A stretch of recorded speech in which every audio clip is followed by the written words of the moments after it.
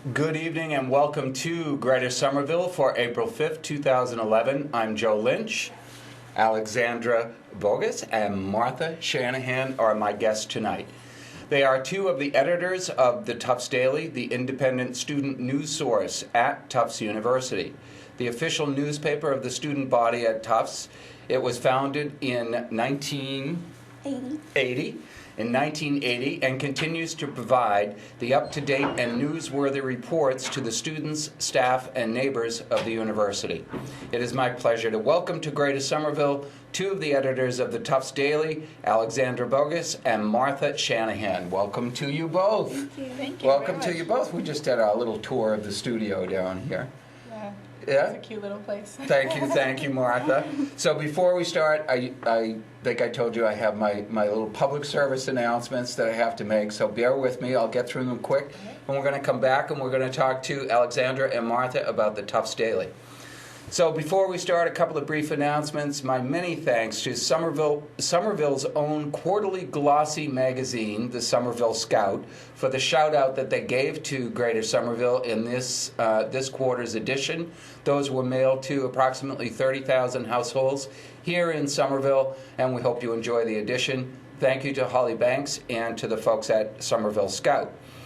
Congratulations to Chuck Solari, one of the Magoon Square merchants and property owners. Chuck is also part owner of Davis Square's Boston Burger Company, who just won the Best Burger for Hot Mess from TV personality Rachel Ray. And to our good friend Jimmy Campano of the Somerville Pundit Show. Jimmy, we hope you're feeling better. Speedy recovery. Come back soon. So there you go, my public service announcements for the night. And I think you'd find a lot of people at the Daily who would agree with the hot mess being with the hot mess at Boston Burger. Yeah. There you go. There you go. So if Chuck Solari watches this, these are the editors of the Tufts Daily. They're always looking for advertisers. So yeah. Boston Burger. Every Monday night, that's our dinner. Monday nights? Yep. Monday nights at Boston Burger. I haven't been down yet. I shouldn't say it, but I haven't been down there yet. You should. I should, and I will. With testimonial from Tufts University students, they know the good places to eat. We've got some interesting things coming to the campus this week and next week and coming soon. So Katie Kirk. Katie Kirk's coming next Monday. Next Monday, yeah. Yep. And she's an alum, so that's... Katie, no, she's not. She's not an alum. Katie's not an alum. Meredith Vieira. Meredith Vieira. Took her place on the Today Show, is an alum, I think. Yep. That's right. And you've had some other folks in there, though. You've had Tim Russert was in, Chris Matthews. I know that Senator Scott Brown is an alum of Tufts University. Caroline Kennedy Schlossberg is an alum of Tufts. Really? Yeah. I didn't know that. I didn't know that either. Yeah. Yeah, she lived here in Somerville when she was going up there. I think she did undergrad, and then she went to Harvard. Yeah. So there you go. I think the current favorite is Michelle Kwan, who studies at the grad school. That's right, Michelle Kwan. She's still up there, right? Yeah, She's still studying at the grad school. Campus celebrity. Yeah. So if Michelle Kwan watches the show, we'd love to have you on. We do have sports personalities on. You also told me Nancy Pelosi. She's coming this Former Friday. Speaker of the House. She's coming in. It's really exciting. It will be really exciting. Yeah. And then you have some other things that are transitioning. You have a big transition over the summer. Definitely. President of Tufts University, Larry Bacow, a good friend of Somerville here, is leaving. After 10 years. Yep, 10 years on campus. He had enough of the naked quad run. Oh, I said we weren't going to talk about that tonight, but we are going to talk about the naked quad run. As soon as we get the serious stuff out of the way, we'll talk about it.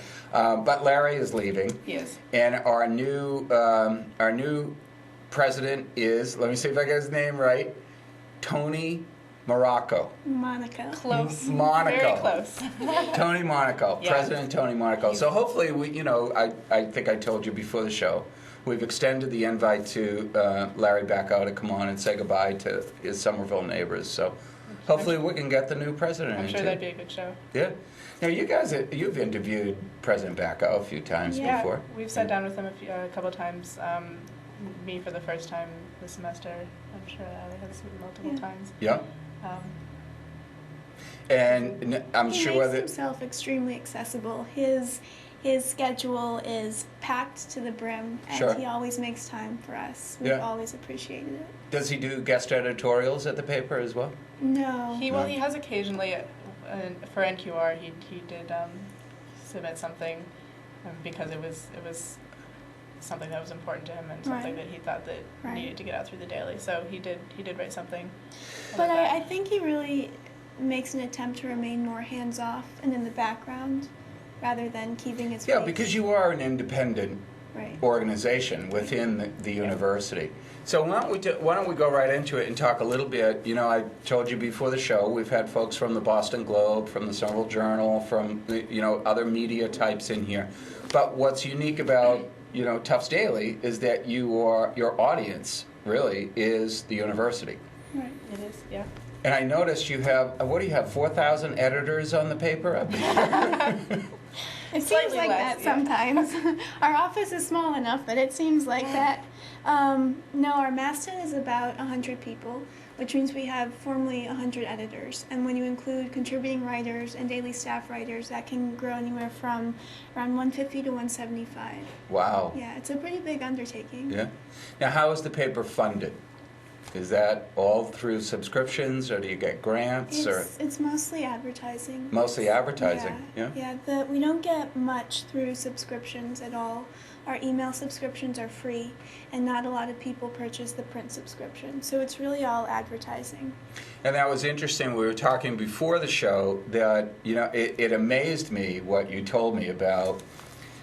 In my mind, because it's a much younger audience that you've got on the university, I would have thought that the vast majority, were viewing your paper online, and that the hard copy, the print copy, probably wasn't as important to them. But Alexandra, you said no. No, I really don't think that's the case. I mean, having dailies in the dining halls and the dorm rooms and Academic buildings. is a staple. I think people walk in and look for it, and if they don't see it, I get text messages and Where is calls. it? You probably Yeah. do I do. too. Yeah. People Yeah. notice. Martha, before I forget, what are your responsibilities at the paper? I am the executive news editor at the paper, so I guess that means I'm in charge of the first 2 pages of the paper every day. The good stuff. Exactly. And I have a staff of about 15 editors that write stories and edit stories that come in from our writers as well, that I get to read every day. Excellent. Yeah. Excellent. But it's interesting because every now and then, somebody will send me a link to something that's in Tufts Daily. It's a regular newspaper. It's not. I mean, it's not like this. Don't take offense, but it's not. It doesn't appear as though it's a student-run Right. newspaper. It's very professionally organized. It's very, very high-tech. It's interactive. I mean, the whole thing is just laid out like any other newspaper. I'm glad you feel that way. Yeah, I mean, we definitely try to maintain a professional standard. Both online and in print. Yeah. Yeah. Yeah. And that's part of what makes it such a great experience for students, because you're not writing an academic paper when you write an article, but you're not just spewing something off the top of your head. It needs to reach a standard. And you do grow to learn how to write an article, a news article, a features article, and it's a great experience. So as editors, you have the same headaches that any normal, commercial newspaper would I'd say have. so. Somebody wants to know why can't I have more than 750 words? Why did you not put my opinion piece in? What happened to my letter to the editor? Yeah. But that's, it's very interesting to me because, I mean, I'm old enough to be your father, but it's interesting to me that your audience is not more social networking oriented when it comes to the newspaper, that they still want to read that hard copy. It's just, I can't get over it. They still want that hard copy. Well, the thing is, I think both are true. I think definitely, yeah, the paper copy of the newspaper is an institution at the school. People pick it up every day, and not just to do the Sudoku or do the crossword puzzle. They read the articles for the most part. But then also, a lot of what we write ends up getting circulated on Facebook, on Twitter. Definitely. all over the place, and I mean, like, even beyond Tufts, we've seen a lot of our stories get moved off of the campus onto the internet everywhere. So Yeah, yeah. Yeah, because locally here, the two local papers, well, I don't think the smaller one does, but the Somerville Journal links to Tufts. yeah. A lot of the more important blogs will link to Tufts University, to Tufts Daily.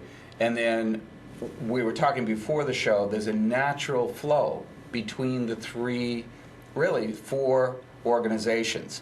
The organization of Tufts University, the City of Medford, the City of Somerville, and the town of Arlington, Right. because of where you're located. Right. So we were talking about how often do you get a story that kind of flows back and forth between the university and the communities that surround it. Pretty often, I'd say, and also, I mean, in terms of like the online relationship, we depend on each other. I mean, I get a lot of the ideas of stories to assign from the blogs, from things like the Somerville Journal. It goes both ways. Mm-hmm. And we stay on top of that kind of thing, and if we see something that either is of particular significance to the community or will affect students at Tufts, it's something we definitely consider putting in the paper. Because a couple of years ago, the front page of the Medford papers, the Somerville papers, and your organization's papers were the attempted rapes up around Tufts University. Mm-hmm. So there was a story that had the common theme in all three, and all the blogs, and all the, what am I trying to think of? All the websites that had any interest in Tufts University, they were all carrying it as front page news. Yeah. So, you touched upon something, Martha, that I wanted to kind of weave into the conversation, and that was social media and how you, as editors, have to kind of filter out the good stuff from the nonsense. Right. So talk a little bit about it, because you're more tech savvy than I am when it comes to that stuff. But. Well, I mean, I think it's definitely one of the symptoms of us being sort of like a internet generation. I don't know if you can, but I mean, there's so many things coming at us from so many different places that it's definitely difficult to decide what you can call legitimate and what you need to just brush off as. I mean, it's definitely a vetting process. Yeah. Yeah. Yeah. And I think that reflects back to the fact that we do consider ourselves a professional paper as just opposed to a student publication, Mm-hmm. another student publication. Mm-hmm. Tufts sure does have a lot of them. But, I mean, I think that we depend on social media just as much as it's a, it is a symbiotic relationship, and that just as much as we're getting stories from social media, we also rely on that outlet to disseminate our articles. That's part of your distribution system. Exactly. Facebook, Twitter. Yeah, I asked the question because a couple of weeks ago there was a forum that I was watching, and it was about how the traditional news sources have to be very, very careful in this age of social media, because something can come flying across your computer screen that may look legitimate, but it's coming from some, with the lack of a better term, whack job that's out there, and it's up to you as editors to try to filter through that and the validity of what's coming through, how to verify who the source is. Right. And it's not just some blogger out there, parasitic blogger who wanted to make a name for himself. I think that's one of the things we pride ourselves on is that we get these story ideas, and because we consider ourselves a professional organization, and we're trying to hold ourselves to a high standard, that we confirm it with someone who can actually tell us what the real situation, instead of just looking around online. Maybe some people would call this old-fashioned, but we pick up the phone. Well, it's your credibility. Exactly. It's your credibility. Exactly. You've got a brand. Yeah. The Tufts Daily brand has been around for a long time, and now even more so with the internet. what you guys do there as editors is going to follow you Yeah. for a Really? long, long time. So, if Martha and Alexandra wind up with egg on their face because of some unsourced kind of news story, that Yeah. follows you. Yeah. I mean, it's really a double-edged sword. I mean, if I were to write a story that were to be found to be just completely uncredible, it would mar my journalistic reputation, but it would also mar the dailies. Sure. And I mean, I think that we're both, looking out for our own careers or our own credibility. Yeah. But we also, the Daily is our passion, and we want to obtain its credibility as well. That's kind of the downside of, the darker side of the internet is where you get the anonymous stuff that's coming out. Yeah. They could be building somebody up, and it could be their mother. Right. That's out there saying, this one is the best thing since sliced bread. And it's mom at the kitchen counter wanting the daughter to look great. Right. So the reason I was asking that, it's my great segue into, we have any of the viewers at home, you've heard about WikiLeaks. Well, we have something up at Tufts University. I was interested, and I smiled when I read this.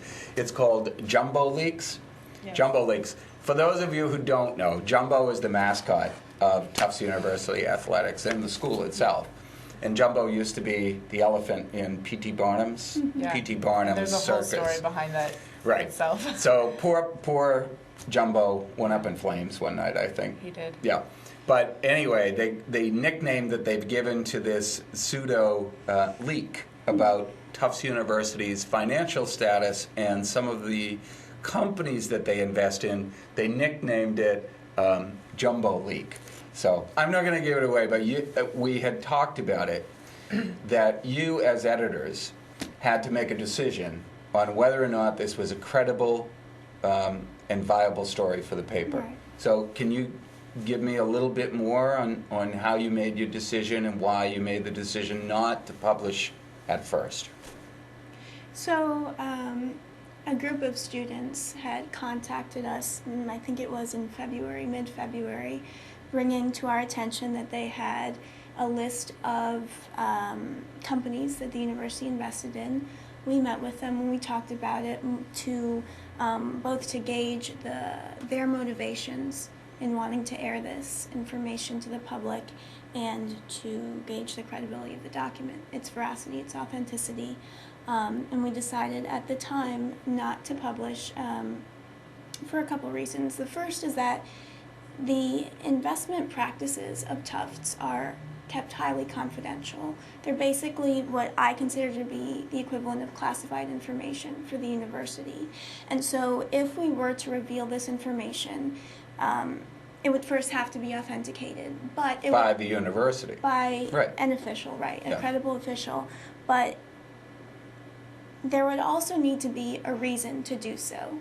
And we looked through the document, we looked through the list of companies, and to our very untrained eyes, I mean, we are just students, there didn't seem to be anything wrong. Certainly there were a couple of controversial companies listed on it, but nothing illegal. It didn't seem like any of the companies were doing anything illegal. Yeah, no black I mean, market trading. Exactly. I mean, and personally, it seemed like a pretty sound fiscal investment in our minds. And so that's why we decided that it wasn't in the public's interest to know this, and we decided against publishing at the time. The reason that everyone knows about Jumbo Leaks now is because this student organization, Yeah. The source that had that Exactly. information. They Yeah. posted they came up, they launched their website, and they posted this list online on Saturday.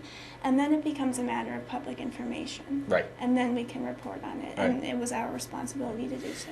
I haven't followed it because I didn't go looking for it, quite frankly. So has anything come out of this source? The person who has now posted that financial information, is there anything explosive about it, or is it just a big yawn?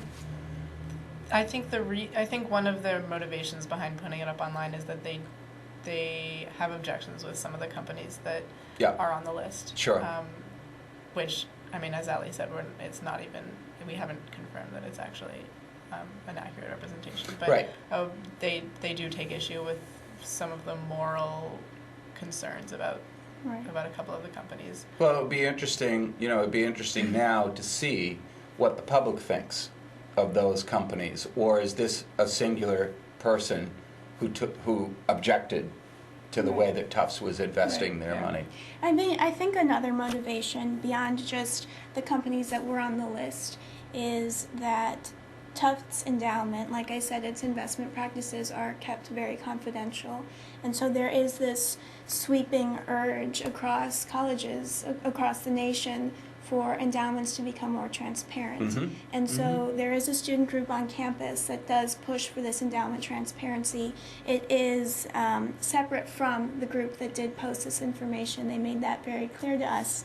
But I think that in addition to their wanting to bring to light these companies, it's also a push for transparency. Sure, and that's not new. No, That's been it's going not on at for all. years. I can recall, when Harvard University was pushed very strongly to divest from any company that was doing business in apartheid South Africa. So this is not a new thing. It's just somebody who wants to expose Tufts and say, these are the companies you're investing in. Let's leave it up to the students and the alumni to whether or not these are good, sound practices. So that was good reporting, though. I followed the story. I understood what Alexandra had said in the letter from the editor. Here's our reason why we didn't want to do it, Yeah. and now it's public. So we'll see whether or not your decision not to make a big deal of it was sound. Yeah. And that's going to follow you. What if this winds up on the front page of the New York Times, and you two have to say to yourself, "We let it go." Yeah. I'm teasing. How many readers? We were talking about that before the show. How many readers do you think you have online? We online? Yeah. Around 5,000. 5,000? We estimate daily, yeah. So we print 4,000 copies a day, so it's relatively equal. Mm-hmm. And it's a pretty good readership, I think. Yeah. And how does the university react to some of your stories? What's the most controversial story that you've had that you've gotten that phone call that said, "We need to chat about your story"? I think certainly this Jumbo Leaks issue is a very controversial story in our minds, and we're planning to do some follow-up reporting on that for this week. But because that just happened over the weekend, our conversations with the university we just didn't have the time to make it as extensive as we'd like. So hopefully this week we'll actually get a taste for what they think. The NQR story, the fact that NQR was... NQR, my favorite story here in Somerville, naked quad run. I'd say that was one of the biggest news items for this semester. Certainly controversial, and that took a lot of collaboration, or not collaboration, but conversations with the university in order to make sure that President Bacow and his reasoning for that was adequately or accurately represented in the paper.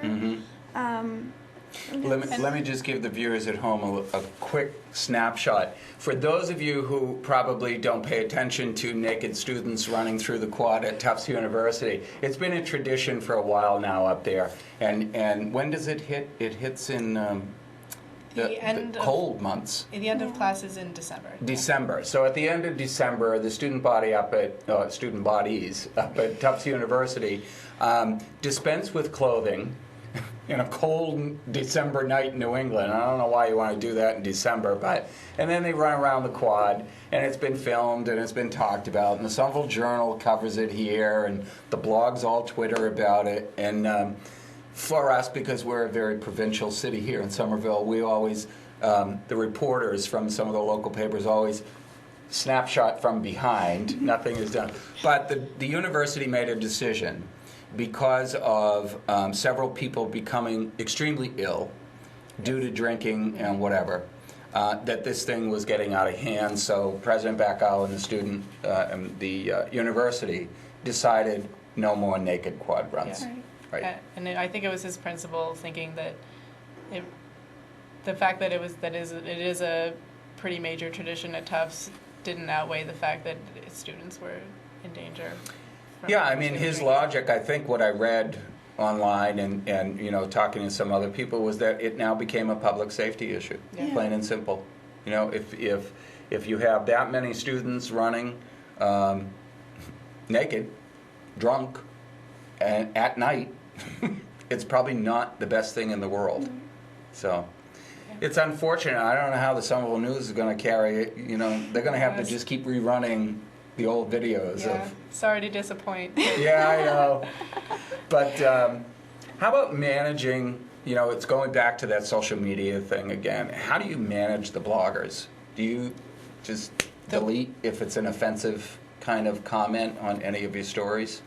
You mean commenters on the website? Commenters on your website, yeah.